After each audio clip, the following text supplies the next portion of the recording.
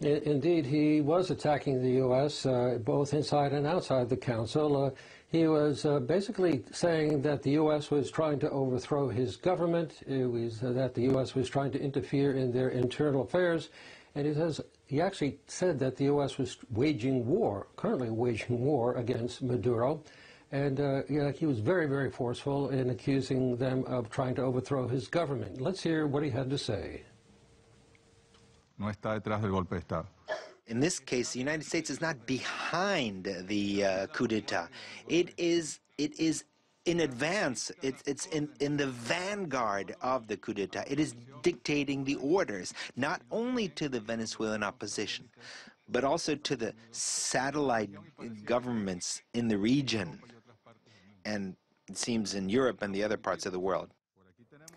And Frank, there was also heated debate between Russia, the US and Venezuela in the Council.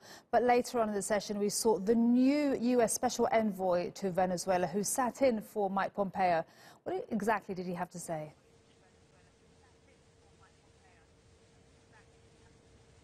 Well, basically, Elliot Abrams, who actually advised the administrations of Ronald Reagan and George W.H. Bush previously on Latin American affairs, took issue with the foreign minister actually accusing the U.S.